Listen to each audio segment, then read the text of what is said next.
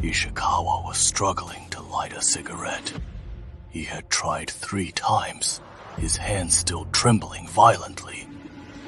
The blue flame of the lighter danced before his eyes like a ghost. Surely, I can't even light a cigarette!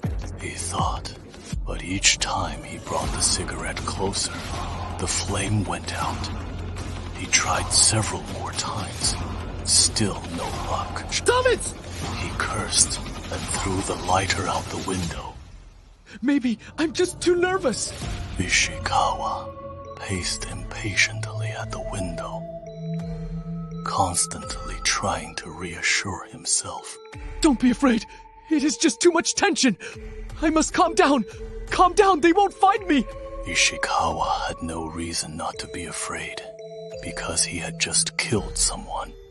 He hadn't intended to kill her, but the girl's desperate resistance and chilling screams left him with no choice. He tightly wrapped her stockings around her neck and pulled hard, intending only to knock her unconscious and silence her screams. It worked. She stopped screaming and gave up resisting. But that was it forever. The girl's mouth was open, her eyes wide as if glaring at him. A purple welt ran down her neck, making him uneasy. He had once been fond of this girl named Youngsie, but the vast difference in their social standing made her unattainable. She was a news anchor, a socialite in his words, while he was just a lowly laborer, a nobody in her eyes. So, he could only watch her news program every day, lost in his fantasy. A chance encounter led him to discover the girl's daily routine. She often went to the nearby KFC alone for a late-night snack. And on her way back, she had to pass through a dark alleyway where few people passed by. A wicked thought arose within him, and he was so excited that he couldn't sleep for a week, tossing and turning as he pondered his plan. The ultimate consequence of this plan was that he finally killed someone. But murder wasn't part of his plan. It is okay. It'll be okay. When I ran away, I didn't run into anyone. The police won't suspect me. Don't scare yourself anymore. Thinking this, Ishikawa felt a little calmer. A gust of cold wind blew in from the window, and he shivered. It is still summer. Why is the wind so cold? He muttered to himself, closed the window, sat on the sofa, and began to read a magazine, hoping to temporarily forget his fear. Another gust of cold wind blew in. He looked up and saw that the window had been opened sometime during the night, and the green curtains were fluttering. What happened? He put down his book, closed the window again, and checked the power outlet. The outlet wasn't broken. Maybe it wasn't closed tightly enough. As he thought this, he felt a chill run down his spine. The girl's horrific death flashed before his eyes. Her dying glance filled him with an indescribable evil, something he could never forget. Don't think about it anymore. Forget about it. Just pretend nothing happened. He pinched his thigh hard, pulling his attention back, and went to get the magazine from the coffee table. But there was nothing on the coffee table. I think I just put it here. How come it is gone in the blink of an eye? He was puzzled. It wasn't on the sofa or under the coffee table either. He frantically searched the room, but there was no sign of the magazine. This is terrifying. He started to feel scared. Then he felt something strange behind him. A faint, cold breeze blew past his ear, like icy fingers brushing against his neck, chilling him to the bone. No, don't come any closer, he said, trembling, his heart pounding. He finally mustered his courage and turned around abruptly. The curtains behind him swayed, revealing a magazine on the windowsill. Ishikawa went over and realized it was the magazine he had been searching for everywhere. A must have forgotten it when I closed the window. He felt ashamed of his earlier behavior. There were no ghosts in the world. Yet he had scared himself half to death. It was laughable. He sat down to continue reading. Suddenly, the small alarm clock on the table rang loudly, particularly loud, and piercing in the quiet night, startling Ishikawa so much that he jumped up from the sofa. It is 11 o'clock again. He breathed a sigh of relief, picked up the alarm clock, and turned it off. He had set this alarm himself to remind himself that the news would be rebroadcast every night at 11. He habitually reached for the TV to turn it on, but the thought of Yoko sent a chill down his spine, and his fingers trembled, unable to press the switch.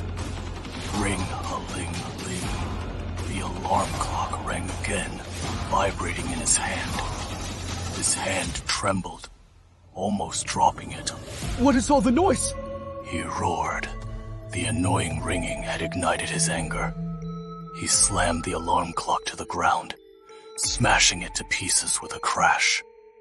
Finally, his left index finger pressed down. Yoko's familiar face appeared on the screen. She was still delivering the news in her usual clear and melodious voice, the voice that had once captivated him. Now, it was gone forever, and tomorrow the whole city would be shaken by this case. Thinking about it, he even felt a strange sense of excitement. Yoko was still calmly broadcasting the news. This news wasn't new to Ishikawa, as he had watched the entire premiere at 6 p.m. The last news item was a report on breaking superstitions, which Ishikawa remembered clearly. I'll never see her again. He felt incredibly melancholy and got up to turn off the television. But the news program's end credits hadn't rolled yet. On the screen, Yoko took a piece of paper from the side and then broadcast. Tonight's program may be a few minutes late. We are now broadcasting news that this station has just received. Ishikawa felt a little strange. This interstitial news wasn't in the 6 p.m. program schedule. Perhaps it was a major news story received at 7 p.m. Thinking this, he sat back down on the sofa, staring motionless at the screen. A heinous rape and murder occurred tonight in Limbing district of the city. Police are currently conducting a full investigation. A young man with a crew cut, approximately 170 centimeters tall, was spotted. The public is urged to assist in the investigation and report any suspicious individuals to the police station immediately. Police remind single young women to be especially careful when going out at night. Ishikawa felt uneasy, but he knew it wasn't his crime, because the dead wouldn't broadcast the news.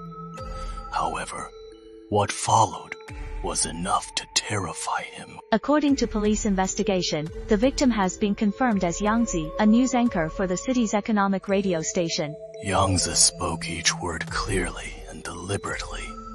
Ishikawa's mind went blank.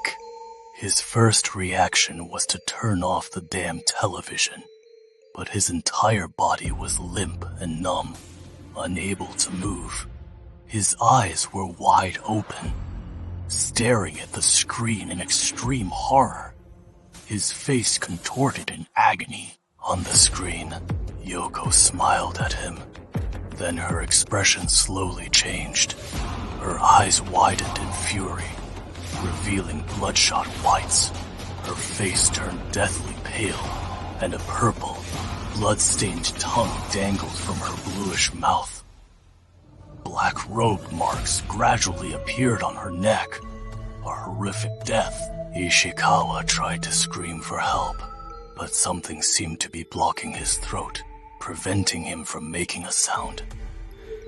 Yoko grabbed the microphone cable from beside her and crawled step by step towards the screen. Slowly emerging from it, she staggered stiffly across the coffee table and stood before Ishikawa, her pupil-less eyes wide open, staring at him expressionlessly for a long time. Ishikawa finally let out a piercing scream. The next morning, when the police found Ishikawa, he was already dead. It is said that his death was very strange, with his eyes wide open, his expression extremely terrifying, and a deep purple blood stain on his neck, exactly the same as Yoko's.